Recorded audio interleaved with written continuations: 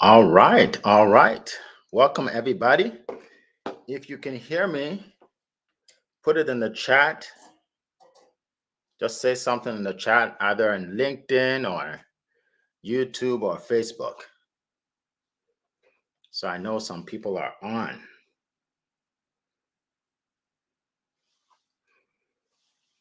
Put it in the chat. Let me just check this out here. So I know some people are on. Yes, so I believe I'm on now. Okay, folks, we're going to get started. Welcome, welcome, welcome to my training today. I'm excited to be here with you. Again, leave a comment. Let me know where you are zooming in from today.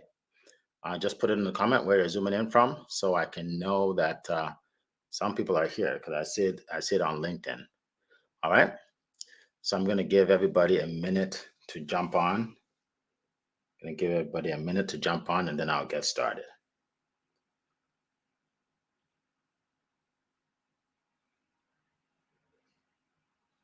All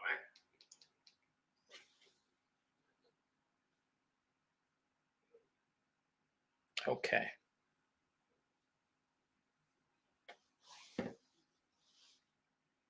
Okay, so let me know in the chat that you're here. All right, appreciate you, Brian. Good to see you. Mark, good to see you. Welcome, everybody. Welcome, welcome, welcome. All right, so I'm going to get started. And if you're not live, if you catch this on replay, you'll still be able to see the whole thing. All right, so my name is Eric F. King. For those of you that don't know me, and I'm a sales and leadership coach, and I've been in the industry of sales for many, many years, and I'll get into that a little bit. Today, I'm going to talk about how to make $100,000 in your business, in your current business, without being pushy or salesy. And of course, that's no guarantee. Yes, I'm not saying you're going to make $100,000.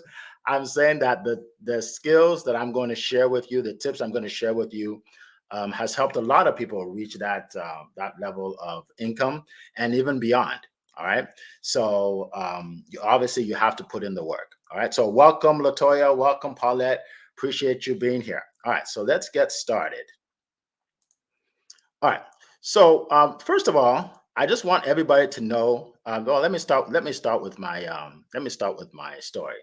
All right. So I started in sales actually by accident, believe it or not. All right, I was a marketing major in college, and I wanted to be an expert in advertising, right? To help people, companies that want to advertise, but I want to be behind the scenes. So I got a job with a company called Xerox. Okay, and when I got that job, they said I had to be in sales before I can go into advertising. Okay, I had to be in sales for 2 years if I go into advertising. And I was devastated because I did not want to sell. I don't even like salespeople. Right. So I remember my dad telling me that, well, you know what? You should just do it because you can learn a lot. And even if you don't like sales, eventually you can use your skills in other areas. So I said, okay, I'll try it out.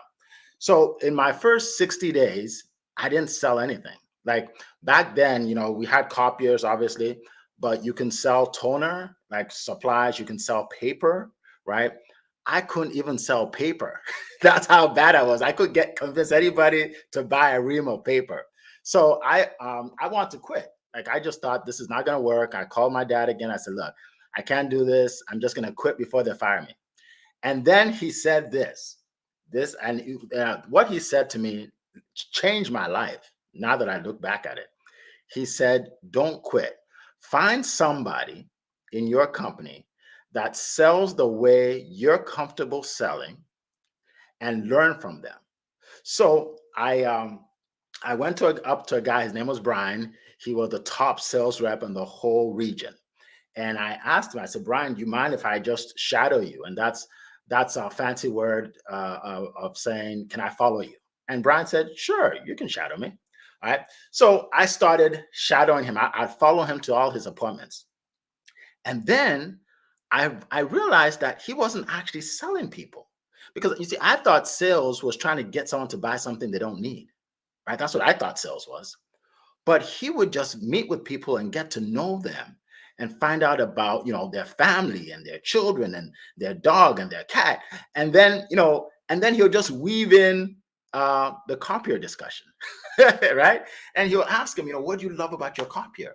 And most people don't love a lot about their copier. So they'll say a couple things, and then he'll say, what challenges are you having? And they'll start telling him the challenges.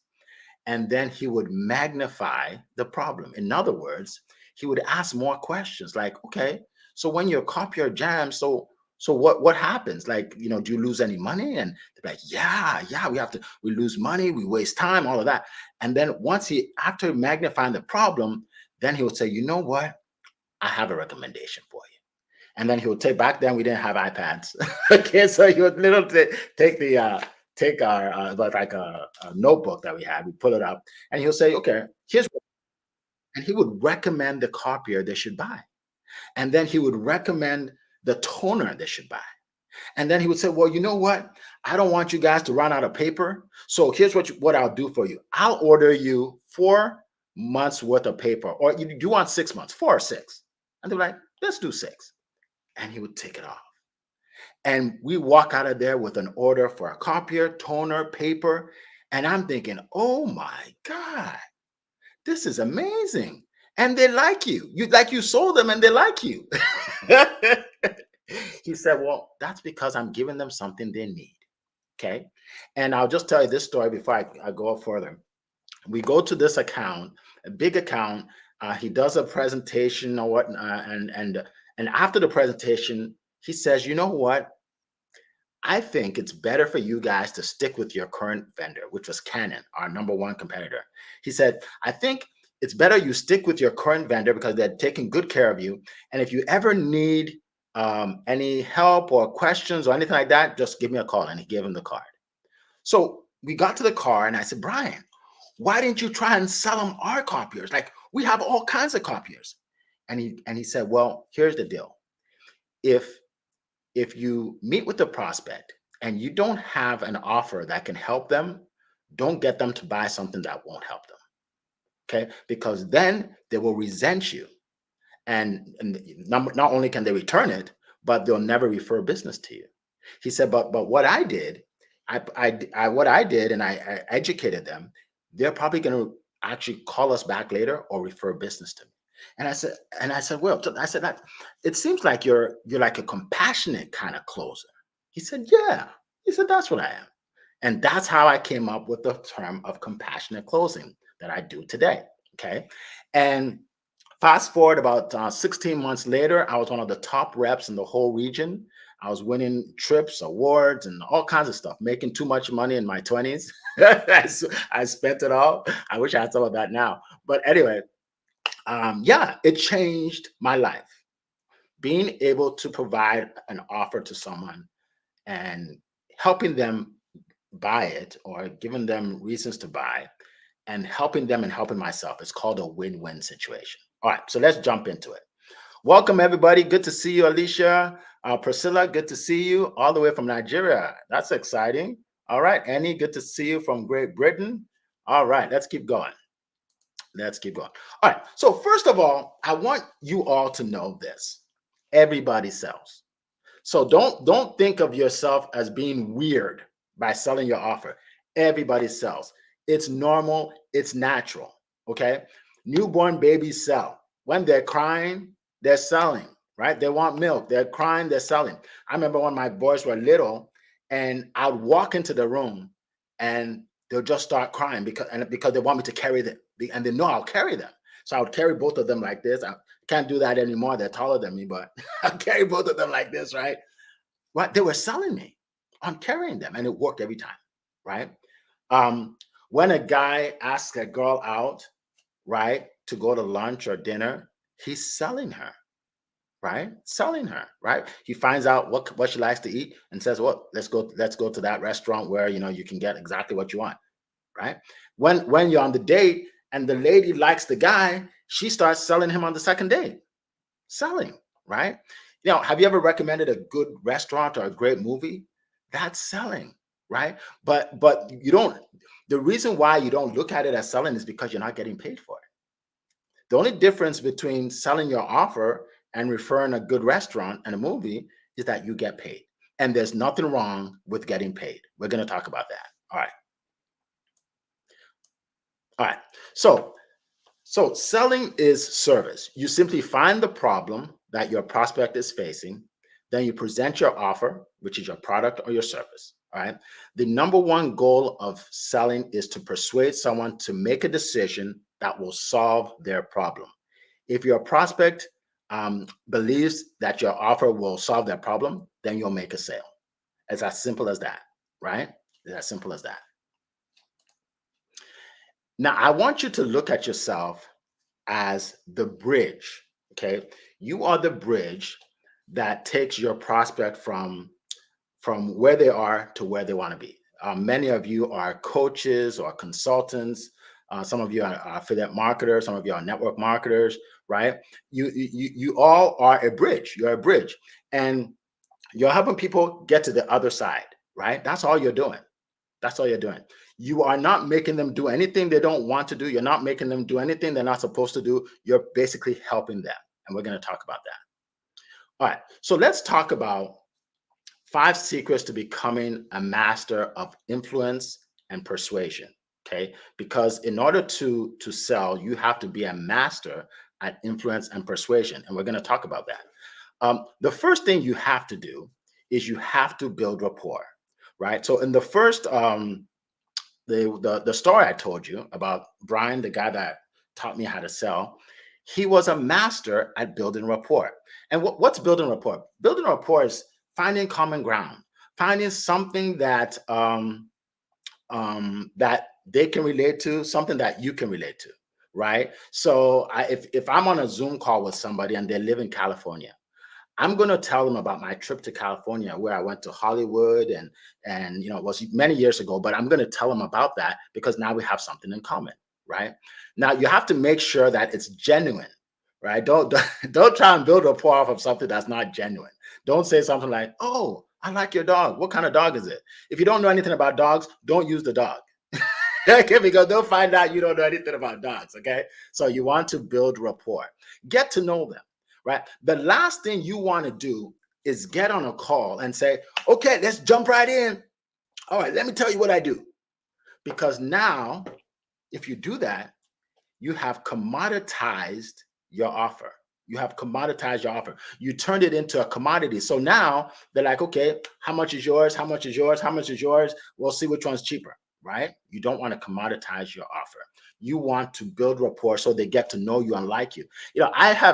I have had people that bought from me and told me that, "You know what, Eric, your competitor is more expensive. I mean, I'm sorry, you're more expensive than your competitor, but I like you. I want to work with you. I trust you." Right? That's what you want. You want to build the know, like, and trust. So it's like the cost is not even an issue. They'll find the money if they trust you. They'll find the money because they want to work with you. All right. Okay. Number 2, you have to sell yourself on what you're offering. Okay. I meet with a lot of coaches and a lot of authors and consultants, and I'd ask them to tell me about what they do. Who do you serve? What do you do? How do you help people? And some of them are just not enthusiastic about what they do. You gotta sell yourself on what you do, because if you don't, people will talk you out of your own offer. They'll talk you out of your own business. Trust me, right? So you got to believe 1,000% in what you're doing.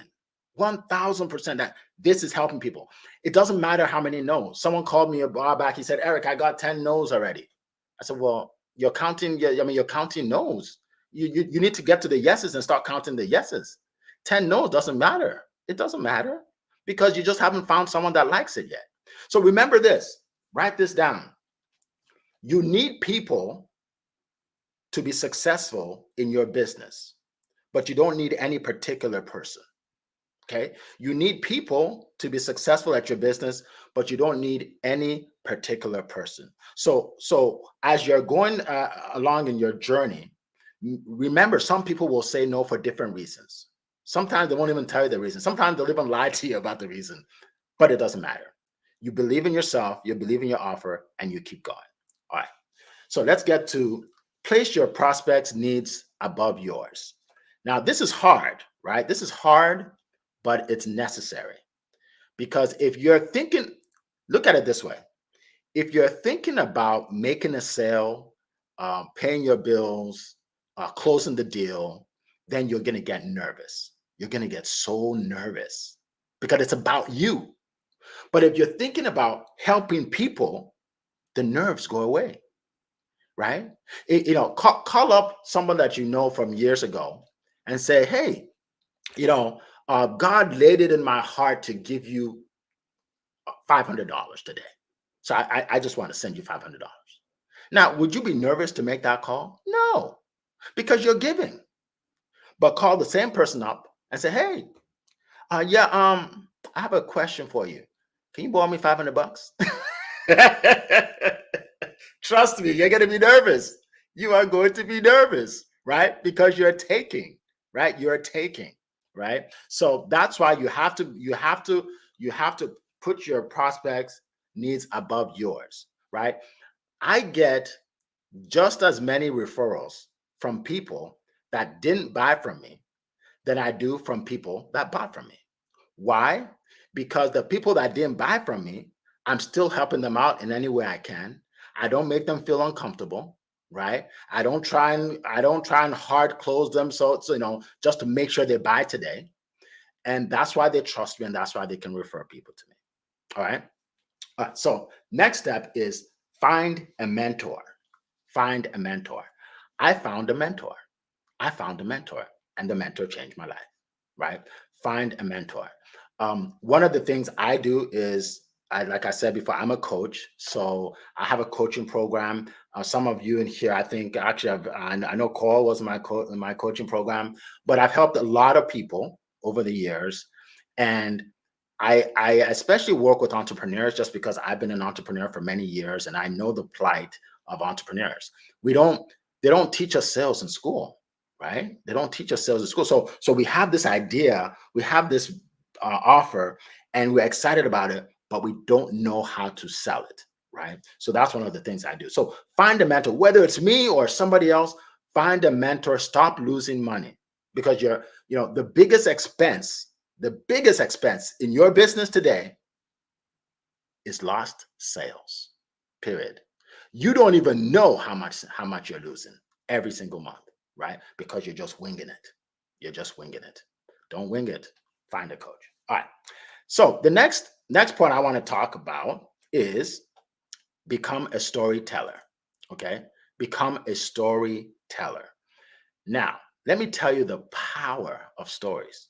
Well, first of all, I started with a story, right? I got you engaged. I got you focused because you heard my story, right?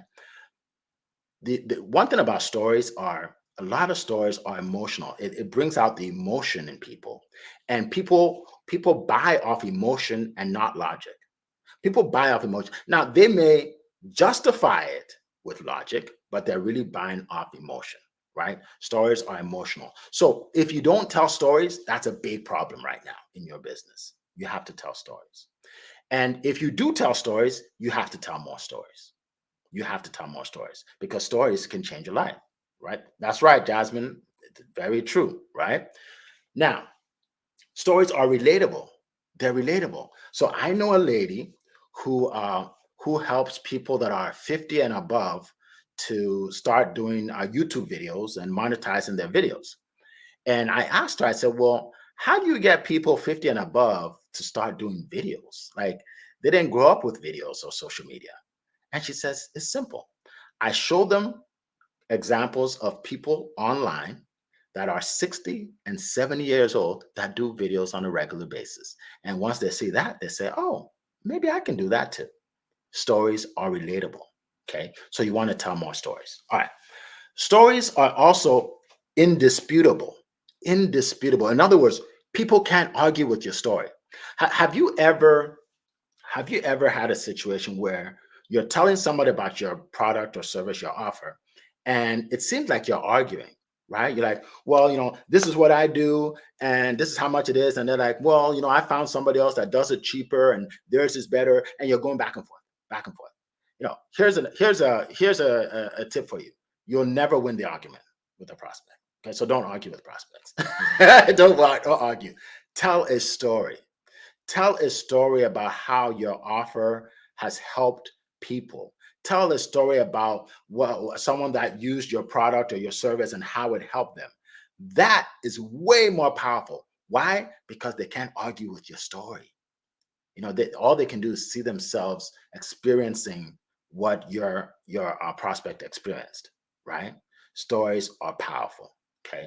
And then stories are inspirational, right? You can inspire people to do things, right? Not just when you're selling your offer, but let's say you have a team, right? And you want to, and there's someone in the team that's not selling, right? You can tell a story about how you started and how it was you were worse than they were, and now look at you, right? So it inspires people to take action, right? So you want to tell more stories. So have stories of different types of people: young people, old people, single people. Just have a lot of stories that you can use. Absolutely, absolutely. Thank you so much, Latoya. Absolutely. All right, let's keep going. All right, so I'm going to talk about give me 1 second. Let me just check something here. 1 second. Okay. Okay. All right. All right. So I'm going to talk about um, three magic questions. Okay. Because one of the things you have to do in order um, to build that know, like, and trust is you have to show that you care about people, right? You have to show that you care about people. And a lot of traditional salespeople don't do this, right? Traditional sales is where you want to get someone to buy something whether they like it or not. You just want to make a sale, right? I teach compassionate selling, which is the opposite, right? So compassionate selling, you want to get them a result. You want to help them out, right? That's what you call selling with compassion. The number one thing you have to do is you have to ask questions. And I'm giving you three great questions here. Like, take a screenshot, write it down. These questions are gold. Gold. Okay. All right. Here's one question. What is your number one goal? You want to find out what they want to achieve. What's their goal? What do they want to achieve? What result do they want? Right? Yeah, so I see Marla Preston here. We were at a convention just last week, and we actually got to meet the great Les Brown. I actually spoke on the same stage as him. It was just a dream come true. And she is a public speaking coach, right? And when she meets people, she asks them, why do they need to be a public speaker? Like what? What's the reason, right? She doesn't just say, oh, let me teach you how to speak in front of a group, right? So you have to ask those magic questions. So the first magic question is, what is your goal? What do you want to accomplish? And then let them talk. Let them talk more than you, right? I think the one misconception is people think that if you're selling, you're supposed to do most of the talking. Absolutely not. Absolutely not. They are supposed to do most of the talking because you need to find out what they need to be able to give them what they need, right? You need to be able to find out what their goals are to be able to give them what they need. All right. All right. So second question is has to do with finding out what their problem is, what their number one problem is. Okay. Um, Here's the deal. You can't just say, what's your problem? Right? You can't say that. So what you say is something like, so what is stopping you or slowing you down from achieving your goal? Okay. What is stopping you or slowing you down? And that is when they actually share with you what the problems are, right? What their problems are. When you ask, what is stopping you or slowing you down? Okay. Now, it's important that you do everything in order. So you don't get to the pitch before you do this. This is very important, right? You have to find out about them.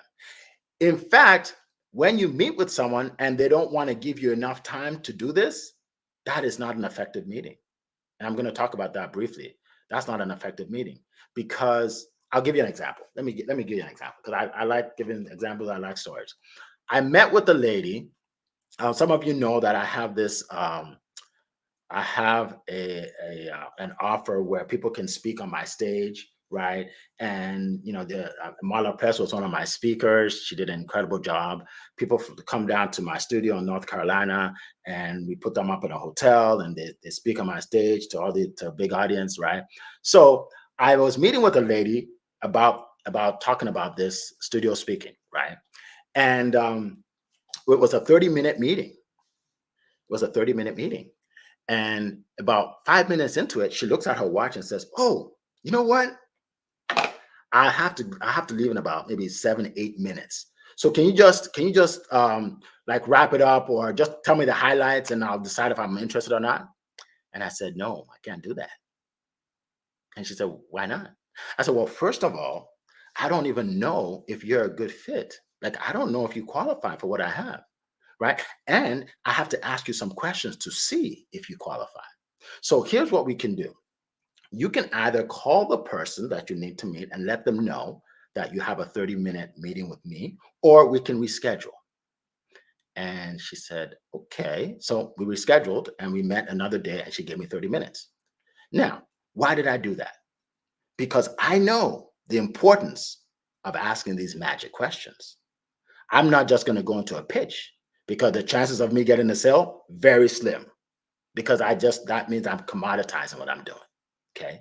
So yes, Paulette says it's happened to her before. Absolutely. They just take over. They can't take over in your house, right? I tell my students, look, it's your house.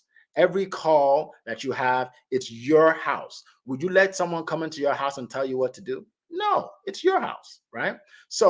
And you say it politely, right? But you have to take control, right? You have to take control and lead the call. All right. So so I talked about the second question. The third question is, if something doesn't change within the next 12 months, what are the long-term effects of of those affected or of you or your business, right? So basically, essentially, you are asking them what happens if they don't achieve their goal. Now, this is huge. People are afraid to ask this question. And you can ask it in another way. You can make it 3 months, 6 months, whatever. The reason you want to ask people what is the impact of them not achieving their goal is so they can start thinking about how important it is for them to achieve their goal to get your offer. You see what I'm saying? So that's why you have to ask that question, right? Before you get into your offer. Before you get into your offer, you have to get them thinking about that. Okay? All right, so let's keep on going. All right. So now you've asked the questions, right? You've asked the questions. You have an idea. Now you sell like a doctor. Okay, so what does sell like a doctor mean? If you went to the doctors, you went to the hospital, and a doctor walked in and said, "Okay, you know what? We have this new antibiotic. It's really hot right now. It's helping a lot of people. So I'm going to go ahead and prescribe that for you, and my nurse will give you the paperwork, and I'll see you later." And walks out. How would you feel, right? How would you feel? Like, that's malpractice, right? Wouldn't you feel like, what is he doing, right? That's what people do in sales. That's what a lot of people do. A lot of entrepreneurs, they just come in and give a diagnosis and prescribe. So here's what you need to do instead. Do what a doctor does. A doctor asks you questions. Okay, so what's going on with you? How long has it been going on? Really? So how many times do you feel that? Right? Like, what have you done about it? Right? So those are fact-finding questions. So you want to ask fact-finding questions. Now, when you're done with the fact-finding questions, then you diagnose, right? In other words, I'm talking to the guy or the lady about speaking on my stage. I find out that they're a good fit, right? They have speaking experience, they have a topic, right? They're an expert in something, not everything, but they're expert in something. I'm right, diagnose, right? And then prescribe. Prescribe, that's where you say, you know what? Based on what you just told me, this is what I recommend. And then you recommend your offer and tell them how much it is. You see how natural that is? It's a natural progression, right? It's a natural progression, right? So that's what you want to do. You want to sell like a doctor. All right, let's keep moving. All right. So now let's talk about And I want you guys to think of some questions because I'll do some question and answer after this, right? Think of some questions that that come to your mind based on what I've talked about so far. Okay, so let's talk about how to handle objections, right? How to handle objections. Now, what's an objection? An objection is just when someone isn't ready to buy yet, they have some questions. So there's nothing wrong with objections. Nothing wrong with objections. Um, in fact, sometimes objections are really, really good. Why? Because it allows you to realize what's important to them, right? If they don't have any objections and they just say no, you don't know where to go. So you want the objections, right? And I'm gonna dive into two of them. There are a lot of objections in my coaching. I talk about a lot of them, but here we'll just talk about two. So number one, I guess number one objection is money, right? It's too expensive, or I can't afford it, right? And that's fine. Understand first of all that when someone says I can't afford it or it's too expensive, doesn't mean they're not going to buy. It doesn't mean they're not going to buy, right? So don't get all nervous and just feel oh it's over, it's over. No, they may not may not know the value yet, right? They may not know the value yet. Okay, so I can't afford it. Okay, so here's what you say. First of all, you say, okay, aside from the cost, is there anything stopping you from buying today, right? That's called isolating the objection. Why do you ask that? Because you want to know if there are other things that they're worried about. Because some people just throw them right if there are other things that they're worried about. So, I always say, well, aside from the cost, is this something you're interested in? Like, oh yeah, man, for sure. If it wasn't this expensive, I'll be jumping in right now. Okay, so now you know that is the objection, right? Okay. Then you let them know that you want to help them achieve their goal. Okay. You want to help them achieve their goal. So reiterate part of your presentation that is helping them. So they realize that you want to help them. Now you have to be specific, right? So those questions that you asked, those answers they gave, be specific to those answers. To those, right? It's not just no generalities. You have to be specific, right? So instead of arguing, you don't want to argue. You don't want to go back and forth, right? Well, my product is so good. No, no, no, no, no. Talk about how you can help them. Okay, how you can help them, and then I say this: if you don't buy my offer, how are you going to achieve your goal? Now, the way you say it is the most important, right? You say it in a curious tone. You're curious. You don't say it like, so how are you gonna buy it?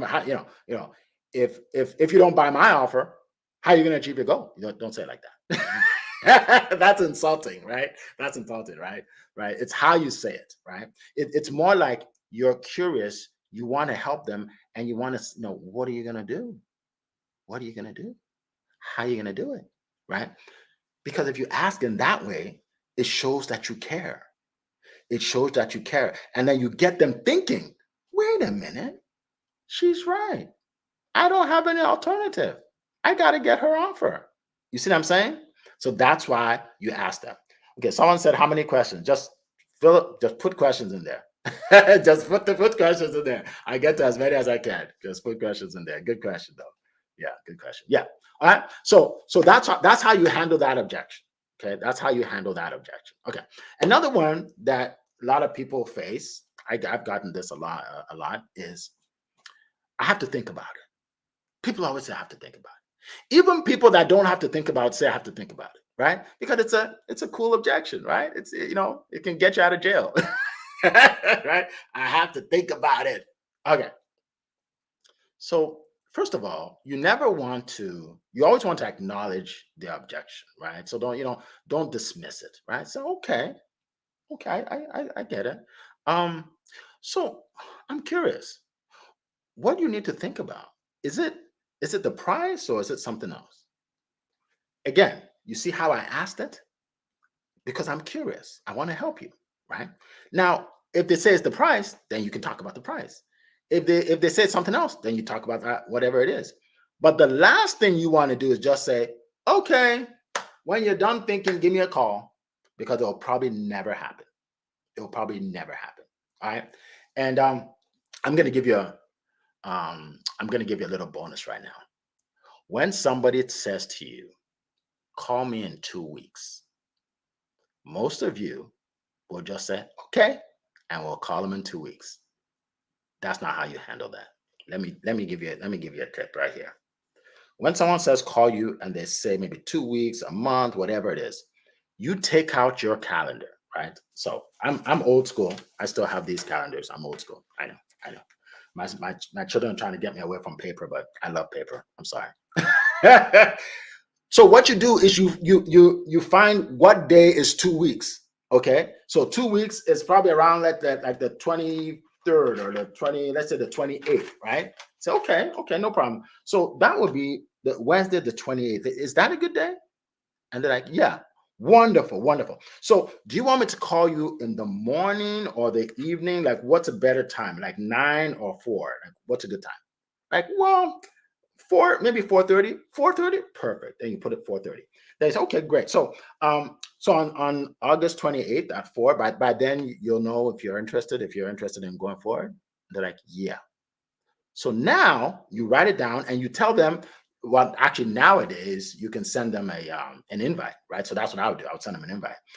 But now you have a day and a time, right? And then you call them the day before or text them the day before and say, yeah, I'll get to that. Good question. You call them the day before and say, what, just confirming our meeting for tomorrow, right? And then when you call them back, you're able to say, I'm just getting back to you like I promised, right? You see how that is? So you're not being pushy, you're just doing what you said you do, right? So you never want to leave it open-ended. Like you never want to leave it like, call me in a couple months, call me in 2 weeks. That doesn't mean anything. Because what's going to happen is you're going to call them, they're not going to pick it up. And now you're going to keep calling, and now you sound like a desperate salesperson. Have you decided yet? Are you interested? Right? Then you sound desperate. And you never want to sound desperate. You want to have posture, right? You want to be confident of what you're doing. By the way, people buy from people that are confident way more than people that are not. So people actually like that you're confident. Okay. All right. I'll get to that question in a second. That's a good question though. All right. So that's how to handle these two objections, right? If you want to learn more how to handle more objections, you can book a call with me, successwitheric.com, successwitheric.com. Then just click on work with me, successwitheric.com, work with me, and book a call, and I'll tell you about my coaching program. We go through all the objections, and then we actually do role play sessions where I'm giving you the objection and you're overcoming the objection, and I'm telling you how to do it. It's so fun. We have a lot of fun in our classes. We have a class starting this week. So if you're interested, book a call with me and we'll see if this is a good fit for you. Okay. All right. All right. So this is the page about booking the call. Basically what I'll do when we meet is I'll do a sales audit of what you are doing. In other words, we'll go over what you sell, how you sell it, and I'll give you advice. I'll give you tips. And if I think that the coaching is a good fit, if we think so, then we'll get you into the coaching. If not, perfectly okay. All right. So, but to get there, just go to successwitheric.com. By the way, when you go to successwitheric.com and click on work with me, then you will see a lot of people I've worked with. Okay. I've worked with a lot of people that have had a lot of success over the years, and you'll get to hear from them, right? You'll get to hear from them. All right. So what I'm going to do right now is we're going to go to Q&A. Q&A. All right. Oh, one thing I did want to say, I didn't put this on the slides. I was going to talk real quickly about high ticket offers. All right. So some of you have a great offer, a great product, a great service, and it's worth a lot, but you're charging $100. Right. You have this 3-month program. They meet you 4 times a week, and they're charging $250, right? And that's called a low ticket offer. Now, low ticket offers, there's a place for low ticket offers, right? I have low ticket offers. There's a place for it, but not if you're doing coaching, not if you're changing lives, not if you're getting a huge result, right? It has to be a high ticket offer. High tickets, at least $2K, $2,000, right? It has to be high ticket, right? Now, the reason why I am qualified to train on this, because I used to be where you were. I used to be in a place where I felt like, I don't I don't want people to pay too much money. I want to help people, right? I want to help people. And I don't want them to have to come out of pocket $1,000 or $2,000. But guess what happens? The value that you place on your offer is the value other people place on it as well. If my coaching program was $100, nobody would value it, right? People won't even show up. If it's $100, they won't show up. It's cheap, right? So when you make your offer more expensive, you create a win-win situation. Let me explain. If you have this robust coaching program, you're changing lives, you're helping people, and you make it cheap, here's what happens. The people that buy it they're not serious about it. So because of that, they don't get the transformation, and you don't get a testimonial, and they resent you because they didn't learn anything, and you resent them because they're not paying you much. Right? So it's a lose-lose situation. Lose-lose. Nobody wins. But if you make it high ticket, $1,000, 2,000, 3,000, whatever it is, what happens? Now they value what you're doing. And they're like, man, I'm going to be serious about this. They cancel everything else. I have to go to these classes. I'll record the show. I have to go to these classes, right? They'll show up. They'll take notes. They'll do the work. They'll get the transformation. You'll get the testimonial. They get the transformation. You get paid. You're happy to help them because you're happy to help them because they're serious, right? You're working with less people. You're making more money. All right. It's a win-win situation. Now you make enough, you can go full time. Now you have more time to help the people, right? And you are able to pour into them because you have the time to do so, right? So again, I dig deep into that in my coaching, right? Because it's important. I don't want you to deceive yourself saying, I want to make 6 figures, but then your offer is $100. Do the math. How many people do you have to sell? A lot of people, right? Right. Some of you are mathematicians in here. A lot of people, right? Now you're frustrated. You're so frustrated because you have all these people paying you only $100 and they're calling you in the middle of the night. I paid you $100. I need your attention. Well, you know what I mean? So my point is, I'm not gonna go into that any longer. But if you're a coach or consultant and you have an offer that's worth more than what you're charging, then connect with me. I'll tell you how to get it up there. And here's the deal. You probably don't have to do much more. Like some people think, well, then I have to add so much to it. No, it's already worth, 2,000. You just don't know it yet, or you're not charging that, right? So, and you may add some bonuses to it, right? I help with that too. Like I can help you with some bonuses that you can add that will elevate the value. Okay. All right. Okay. 10K to 100 to 1 million. All right, Latoya, thank you. All right, so let's go to some questions. Appreciate all of you. We have a lot of people here today. Let's see. And if you have a question, maybe start out by saying question to make it easy for me and make it easy for me to find it. Okay. Okay, hold on. Okay. What if they want to work with you, but there's no synergy between you? What would you do? Okay, good question. Well, that is really subjective. In other words, it depends on you. Like, how do you define synergy? Um, you know, I met with a guy once about my coaching program actually, and he was interested, but I didn't want him to. I didn't want to accept him into my coaching program because he was so negative. He was like, I tried this before. I had 3 coaches. I didn't make any money. They stole my money. So I'm just going to go ahead and try you and see if it will work. And I said, this is not going to be a good fit. I said, this is not going to be a good fit. Because I could already tell I'm going to be the 4th person that didn't do anything, right? So for me, if a person is overly negative, or they seem like there'll be a cancer in the group, because my groups are very hands-on. Like we do role plays together. We talk about We talk about our offers, so I don't want someone in there that's going to be a negative Nelly, right? So for me, that's a big deal for me, right? So for you, you have to decide what it is. Now you have the choice whether to let them in or not. It's your choice. It's your business, right? It's your business. You decide what you want to do. But everybody's a little different. Okay, what if Coral? Thank you, Jasmine. Coral says, what if the client doesn't want to answer any questions but just wants to know how much your program is? Great question, Coral. Call from across the pond. She knows how to ask these questions. All right. So I'm going to tell you what I do. I don't share the price of anything I do without sharing the value, period. End of story, period. I don't care who you are, where you're from, what you need. I do not share. That's why I don't put my prices on my website.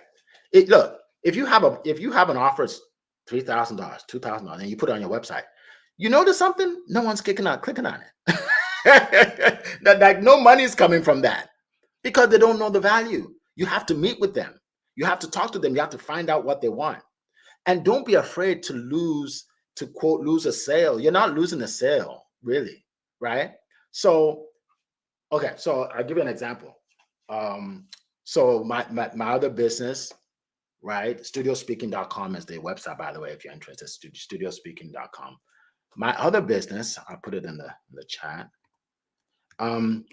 Sometimes people will contact me. Studio Speaking, can't do two things at the same time. All right. Studiospeaking.com, there you go. Sometimes people will contact me, maybe on social media, and they'll send me a message and say, Eric, real quick, I didn't see it on your website. How much is it to speak on your stage? And I say, well, I will be glad to tell you how much it is and to tell you all the benefits of speaking on my stage. Book a call right here, and I hope to speak with you soon, right?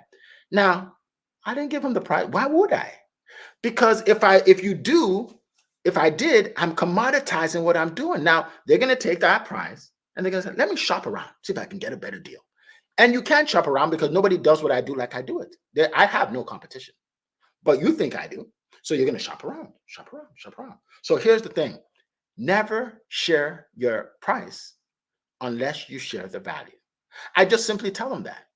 The price doesn't matter if you don't know what you're going to get. So that's that. I hope that answered your question. That's what I do, and that's what I train. All right. And here's the deal. If someone doesn't have, I don't know, 5-10 minutes to answer some questions, are they really serious about what they want? Are they really serious? They're not serious about it anyway. Let them go. You have to let people go. You have to let people go. You don't want everybody. You got to let some people go. All right. Great question. Let's see. Let's see. Cards, tell them they'll follow right now. Okay. So Latoya was actually answering your question. Okay. Let's see. Any other questions? What are the key qualities that you believe every successful sales leader should possess? Good question. Empathy. Like you have to be able to put yourself in other people's shoes, right? And help them out. Find a way to help them out, right? Maybe you have a payment plan, right? Maybe find you have to have empathy. That's the way I look at it. You have to care about people. You have to care about people. If you just want to make money, it's not a good enough reason. It's not a good enough reason. So that's the qualities that I would share along with everything I talked about. Along with everything I talked about.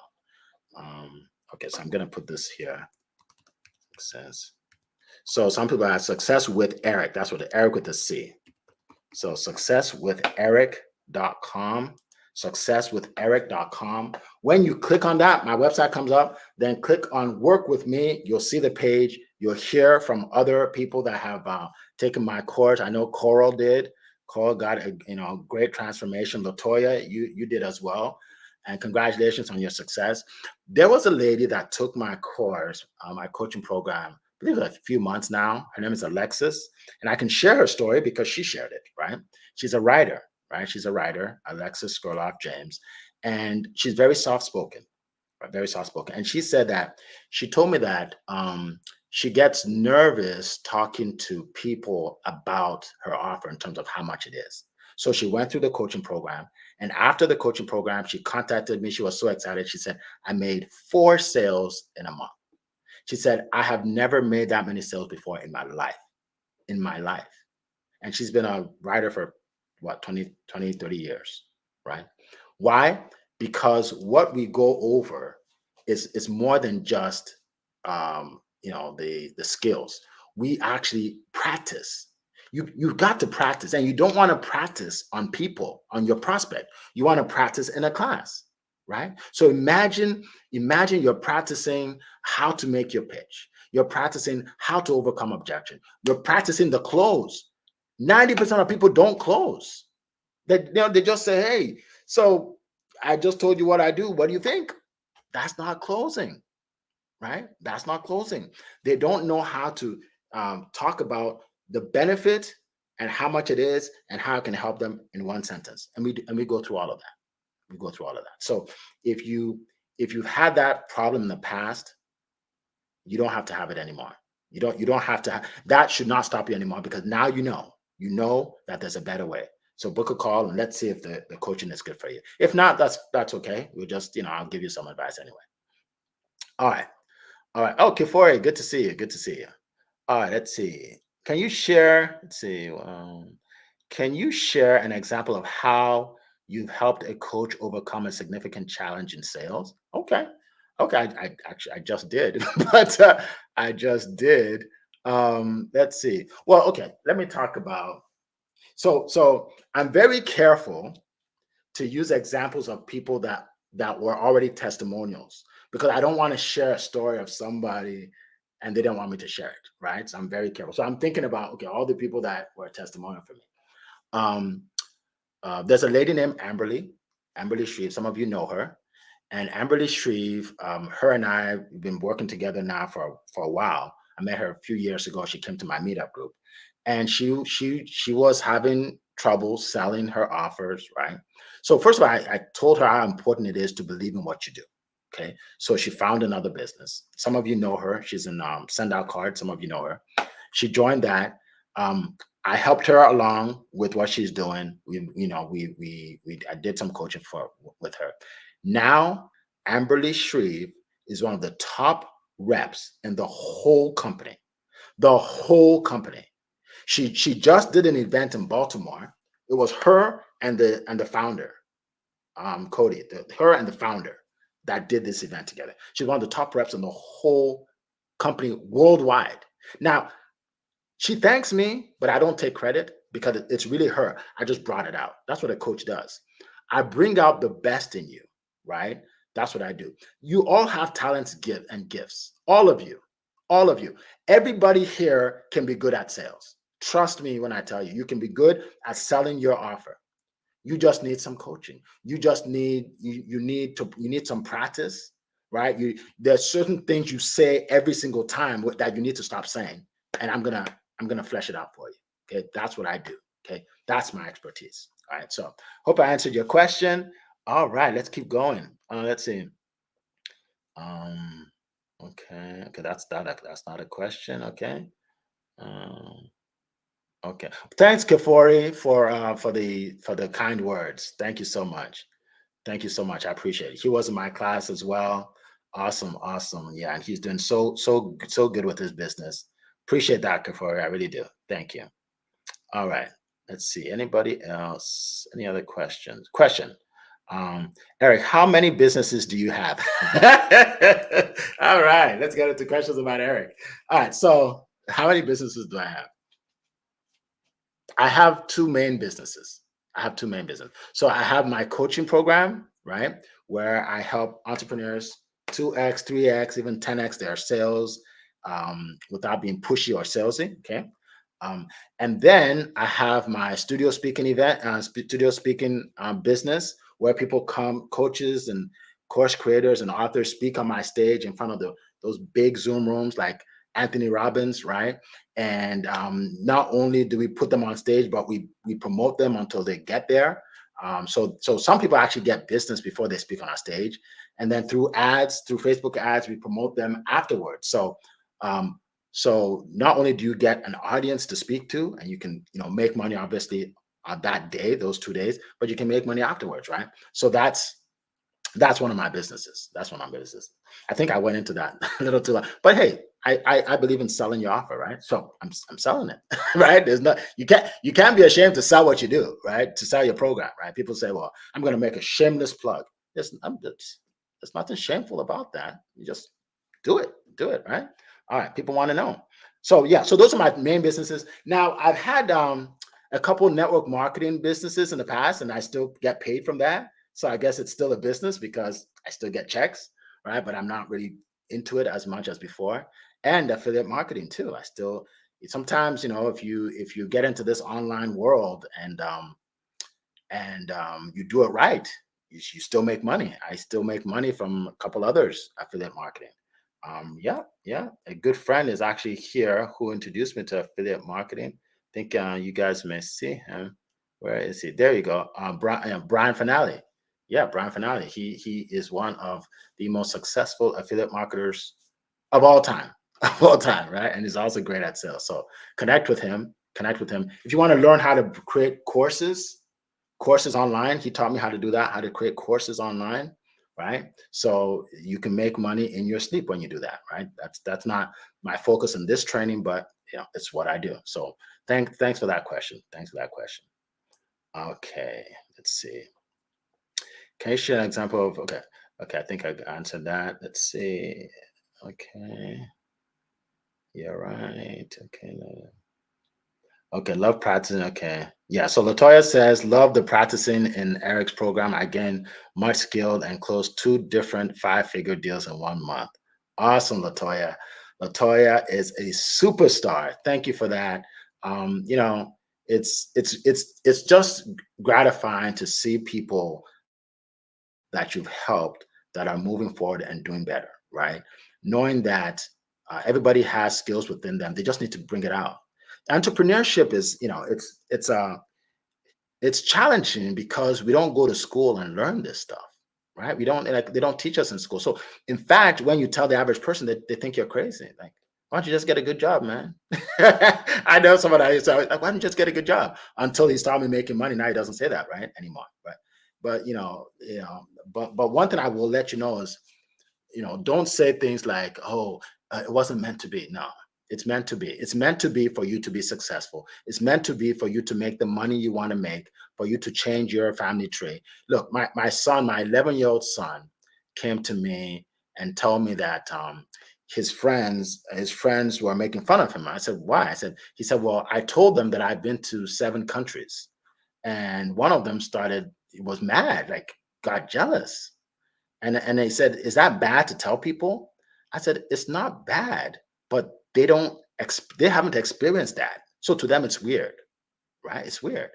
So you will have opposition. He has opposition. He's only 11 years old, right? You will have opposition. So I told him, just don't tell him about it. Just don't tell him about it, right?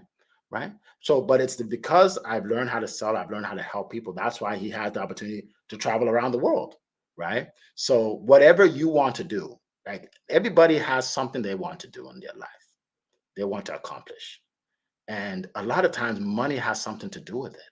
Right? People say money doesn't buy happiness. Well, you know what? Um, Prosperity brings a lot more happiness than poverty. Trust me, I know. It brings a lot more happiness, right? I was One thing I do for fun is I coach soccer. I coach kids soccer, and my son, he's a soccer player. He's really good. He's like the best on the team. Like he doesn't know that I wasn't half as good as him. Don't tell him that, right? I don't want him to know. But one of his friends wanted to.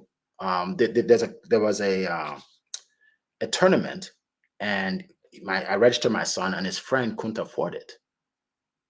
Like his dad couldn't afford it, and it's like $40, right? So I actually wanted to pay for it, but he didn't want it. He didn't want me to, right? So I was just thinking to myself, okay, what if that kid who's a superstar, what if he's good enough to be a pro one day? He will never become pro because his dad didn't have the $40. Nothing, not knocking his dad, because I've been in a place where I had negative in my account. Okay, I understand that. But you think it would buy happiness? It would buy the son's happiness if he could afford it, or he let me pay for it? Yeah, right. So we need to stop telling ourselves this, right? It's like a cop out. It's like an excuse not to make money. You know, my people say all kinds of things to just to give them a reason not to sell and not to make money, right? If you don't need it, somebody that you love and care about needs it.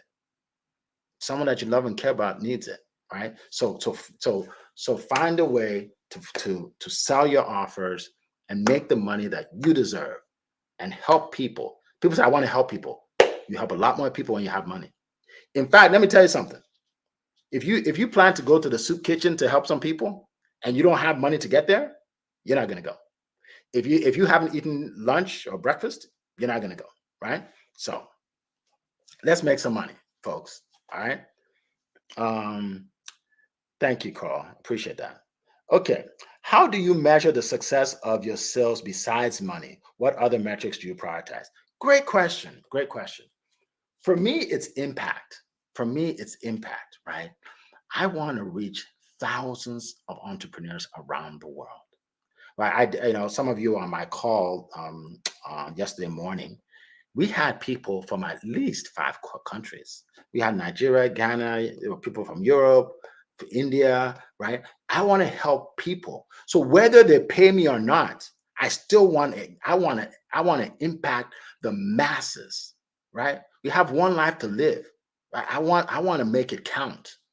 And every single one of you can impact the masses with what you do. And if you're not doing something that where you don't believe in it, then find something else. Find something else that just gets you excited every day. Like you can do it in your sleep, right? You can do it in your sleep, right? So, don't know if I answered your question, but yeah, yeah. Success to me is not its impact, helping people. I have testimonials of people that never bought my offer, but they've heard from me in other trainings, right? So great questions, everybody. So we're about at an hour here, so I'll wrap up if there's no other questions. Oh, here's a one from Paulette. I never saw this. I switched to new leadership 5 years ago, and I'm a better presenter now, but now it's hard to make a sale. What do you think is the problem? I switched to new leadership 5 years ago. Um, I think I need more information when you say new leadership. Like, are you like are you in a affiliate marketing or a network marketing company where you have a upline, or like when you say new I'm not really sure what you mean. Maybe you can be more specific. So I don't really know what the problem is based on this question, right? Yeah, I one thing I will say is you have to sell the way you're comfortable selling, right? The guy that trained me initially, it's because he was compassionate. That's why I was drawn to him. That's got me excited about sales. If he was one of those guys that just thought about the numbers, didn't care about the people, I wouldn't be in sales because I can't do what those people do. I can't be pushy. I don't know how to be pushy. I just don't know how. Like, it's not me. I treat people the way I want to be treated, right? So, emulate people that are worth emulating. Okay, people that are worth emulating. Don't just copy anybody, because the person could be a leader, yes, but if you can't relate to what they do, if what they do just, it just gives you the chills and like, I don't like that, then don't do it. If you feel slimy, don't do it. Okay? Don't do it. And don't limit yourself, right? People say, well, Eric, my boss, he makes me do this. Well, find another company to work for. Don't stop limiting yourself. You have more control over your life than you think you do. You have more control over your life than you think you do. Period. Okay. Find some other place. There are other places out there that you can work. All right. All right. So let me see if there's any other ones. Coral, do you always get testimonials from your clients, and which ones are best, video or written? And what do you say to them to get testimonials?